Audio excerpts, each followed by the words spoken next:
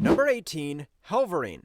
Family legacies are tough to manage, especially when your father's Wolverine and your inheritance involves being stabbed repeatedly. Akihiro, formerly known as Dakin, found himself in a grim situation after being butchered by Sabretooth, only to be resurrected by a demon named Bagra Ghul. This demon had a history of possessing Logan, but instead of a hostile takeover, Akihiro and the entity formed a symbiotic partnership. They became Hellverine, a creature blending mutant biology with infernal magic. This hybrid psychology covers all standard strengths. He has the mutant healing factor and bone claws, but the demon grants him the ability to ignite those claws with hellfire. This mystical fire burns on a spiritual level, allowing him to slice through magical barriers that would shatter normal adamantium. During his debut, he dismantled a destroyer, which is a former US soldier empowered by infernal energies. He is basically a Swiss Army knife, assuming the Swiss Army knife was interested in sending people to the afterlife. Number 17, Hellhawk. If you ever looked at the Incredible Hulk and thought he was too calm and reasonable, you will love this iteration. The Hellhawk is the result of the demon Bagra Ghul deciding that a mutant host was not destructive enough and upgraded to a gamma-powered vessel. By possessing a mystic construct of the Hulk, the demon created a red-skinned, horned, spiked monstrosity that retains the limitless strength of the Hulk but replaces the childlike mind with the cunning of an ancient warlord. What makes it even worse is the Infernal Wave, which is a passive ability that radiates pure hatred from his body. Simply standing near the Hellhawk caused a highly trained military unit to turn their weapons on each other and commit mass suicide in a frenzy of violence. He dominated Mephisto in their first fight, his skin proving resistant to hellfire, meaning magical attacks bounce off him just as easily as bullets do. Just looking at him makes me think that he is the only creature in the universe who needs both a priest and a nuclear physicist to calm down. Number 16, Daimon Hellstrom. Trying to live a normal life's difficult when your last name screams evil incarnate, but Daimon Hellstrom tries his best. He's the son of the high-level Hell Lord Marduk Kurios and a human woman born with the dark soul that grants him immense power while constantly tempting him to conquer the world. Instead of joining the family business, Daimon rebelled, becoming an occult investigator who protects Earth like a good boy that he is. He wields a trident made of netheranium, a psychosensitive metal that channels his magical energy, and acts as the jailer for threats the Avengers cannot handle. His most impressive feat is undeniably patricide. He successfully killed his father in combat to claim the Halo of Satan and take over his realm. On top of that, he once performed surgery on his own soul to remove the evil parts, effectively exorcising himself to become fully human.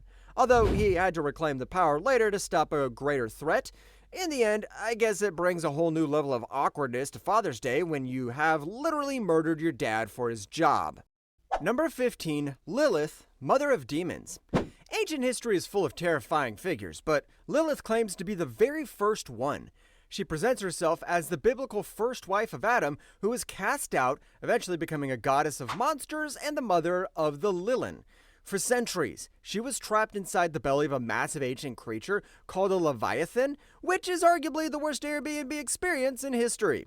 When unsuspecting explorers accidentally released her, she was wasting no time in trying to reclaim Earth. The Lilin are not just genetic demons. They are a specific race of monsters, including vampires and werewolves, all of whom share a psychic link with her.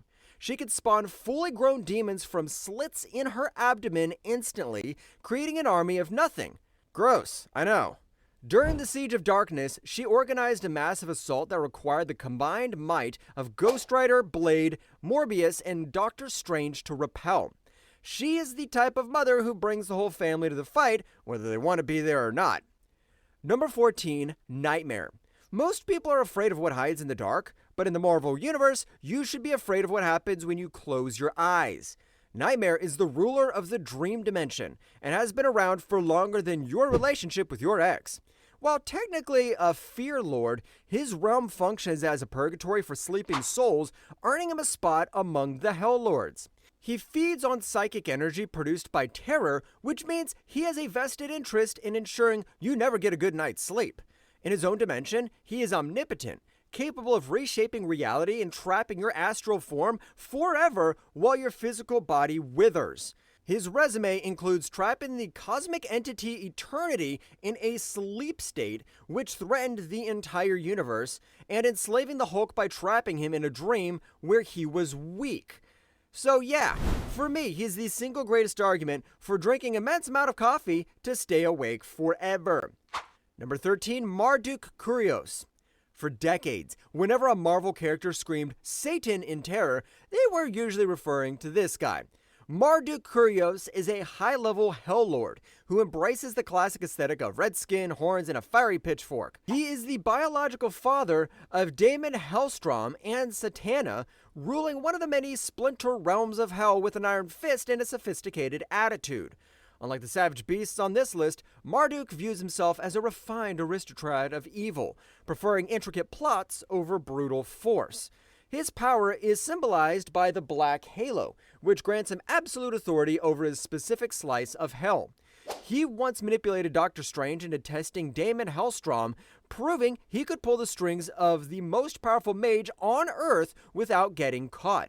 Even after being killed by his son, he always reforms because the universe requires his specific brand of malice. This guy has so much aura, he's the kind of guy who wears a tuxedo to a street fight and still wins without getting a stain on it. Number 12, Satanish. Some demons work their way up the corporate ladder, but Satanish was manufactured for the job. He is a second-generation Hell Lord, created by the dread Dormammu, specifically to act as a sleeper agent in the Hell realms to mess with Mephisto. Dormammu concentrated a massive amount of evil energy into a giant green double-faced demon, but Satanish eventually dropped his ego and went into business for himself. He carved out a territory and established a model based on instant gratification, offering mortals immediate power in exchange for their souls. Visually, he's a nightmare, often depicted with a second face in his stomach. He demonstrates his authority as a powerful Hell Lord capable of striking Faustian bargains by empowering a secret cult of sorcerers called the Sons of Satanish, giving them immense, unified magical power in exchange for their souls. He physically consumes souls to boost his power, often eating thousands at a time to recharge his batteries. Though you have to wonder if he needs double the amount of mouthwash since he has two faces to brush. Number 11, Circle of Four. Sometimes subtlety is overrated, and you just need to smash everything cool together until something explodes. The Circle of Four entity is the result of such a strategy. During a crisis in Las Vegas where Blackheart brought hell to Earth, the heroes were losing badly. To turn the tide, the Red Hulk bonded with the Venom symbiote. If a Hulk with a symbiote wasn't enough, the Ghost Rider passed the Spirit of Vengeance into his fusion. The result was a towering red symbiote-covered Hulk with a flaming skull riding a gigantic three-wheeled motorcycle. The amalgam possessed the infinite strength of the Hulk, combined with the versatility of Venom and the magical immunity of Ghost Rider. In the climax, the fusion physically crushed Blackheart, who was empowered by the energy of Hell of Earth. Honestly, it's the only superhero team-up that looks like it was designed by a teenager on a sugar rush. Number 10, Blackheart. If Mephisto is the corporate CEO of Hell, his son Blackheart is the rebellious goth teenager who wants to burn the office down. Blackheart was not born naturally. Mephisto created him from the accumulated energy of centuries of murder in New York. He coalesced into a being of pure malice who views his father's reliance on contracts as weak. Blackheart desires chaos and pain without the bureaucratic red tape. Appearing as a black spiny demon with a mane of tendrils, his powers are a terrifying mix of reality warping and telekinesis. And unlike his father, he can rip souls from bodies without permission if he is strong enough. His greatest claim to fame is successfully staging a coup against his own father, effectively kicking the devil out of his own house. Which makes me think that skipping family therapy sessions can lead to interdimensional warfare. Number 9, Magik in Limbo. Ilyana Rasputin might look like a regular mutant, but she's actually one of the most terrifying magical entities in the Marvel Universe. Kidnapped as a kid by the demon Belasco, she was raised in the hellish dimension of Limbo, where she had to learn dark magic just to survive. She eventually overthrew her captor to become the Sorcerer Supreme and absolute ruler of Limbo. On Earth, she uses teleportation discs, but in Limbo, she is the Dark Child, a god-tier being who controls every aspect of that reality. She wields the Soul Sword, a glowing blade forged from her own life force that disrupts magic. Her authority in Limbo is absolute. When the dread Dormammu tried to invade her kingdom, Ilyana defeated him with embarrassing ease because in Limbo, her word is law. She can teleport entire planets across the universe by moving them through her dimension. It's just that she has the worst commute to school in history, considering she has to walk through hell to get there. Number 8, Hela. You might know her as the villain who broke Thor's hammer in the movies, but comic book Hela is even more formidable. She is the goddess of death and the ruler of Hell and Niflheim. While she is technically an Asgardian deity, her domain over souls places her firmly in the coalition of Hell Lords. She is consistently trying to expand her real estate portfolio to include Valhalla and Earth, putting her at odds with Odin and Thor. Hela's physical stats are far above the average Asgardian, and her touch of death could kill a mortal instantly or age a god into dust. On top of that, in one of her cruelest moments, she cursed Thor so that his bones became as brittle as glass, but removed his ability to heal or die, trapping him in eternal agony, which forces him to wear an armor designed by Tony Stark. She really kills the mood at parties, mostly because she also kills the guests.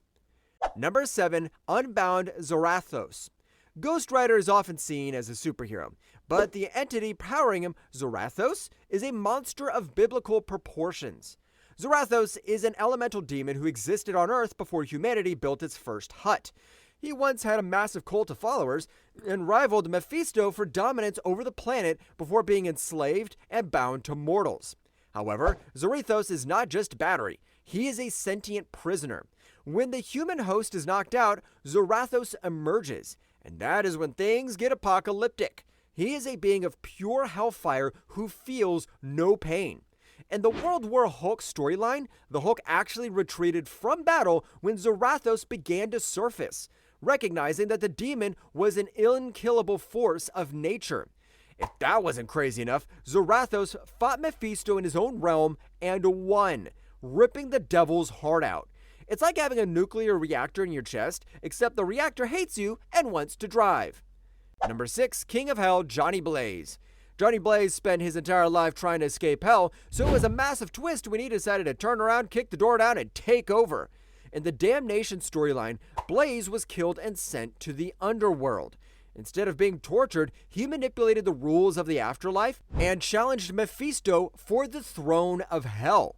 Against all odds, the former stuntman won. For a significant period, Johnny Blaze sat on the throne, wearing a jagged crown of bone, commanding the legions of the damned. As king, his power skyrocketed, giving him the authority to command demons and sense every sin on Earth. Being able to physically and mystically overpower Mephisto is a feat considered impossible for a mortal soul. However, the corruption of the realm consistently threatened to turn him evil. It is the ultimate job promotion, but the office environment is literally hell. Number 5, Mephisto. I know you're thinking, we just saw Mephisto getting defeated by many of the previous characters, but that's because Mephisto wasn't at his peak. In his full power, Mephisto deserves this top 5 spot. Mephisto is the classic devil figure of the Marvel Universe, a red-skinned tempter who thrives on misery and fine print. He rules a pocket dimension he calls Hell, though it's just one of the many such realms. Unlike the brute force monsters on this list, Mephisto is a strategist who wants you to sign a contract that gives him your soul. He is nigh omnipotent in his realm, capable of altering reality and warping time. He is the architect behind One More Day, where he erased Peter Parker's marriage from MJ in history. In Silver Surfer Judgment Day, Mephisto fought a hungry Galactus in hell, and the battle was so intense that the universe began to tear apart, forcing Galactus to threaten to consume the entire realm just to stop the fight.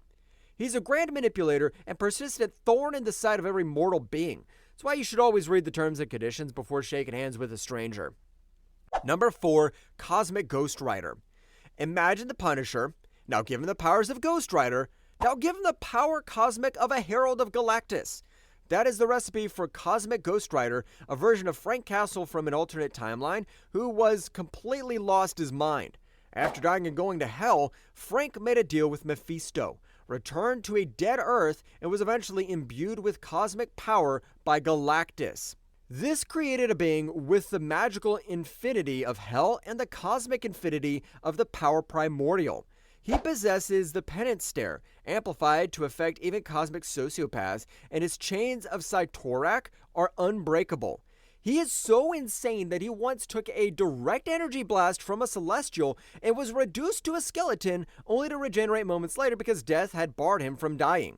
Honestly, his resume is so long and terrifying that it probably needs a table of contents. Number 3, Surtur with Twilight Sword. Surtur is not a schemer like Mephisto or a tragic hero like Blaze. He is a force of pure destruction.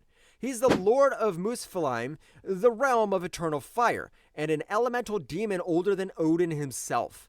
His existence is tied to the prophecy of Ragnarok, and his sole purpose is to burn the universe down so it can be reborn. His primary weapon is the Twilight Sword, a blade forged from the heart of a burning galaxy. When he lights the sword in the eternal flame, his power becomes infinite relative to the 9 realms. He shattered the Bifrost Fridge with one blow and vaporized the realm of Asgard, killing the gods temporarily. He's fought Odin to a standstill multiple times, with their battles shaking the 9 realms so violently that the tremors were felt on Earth. He's so fiery that I imagine him being the main reason why Asgard has such a high demand for high SPF sunscreen. Number 2, the All Rider.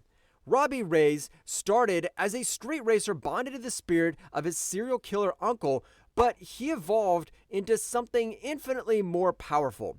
During Avengers Forever, it was revealed that Robbie is not just a standard spirit of vengeance.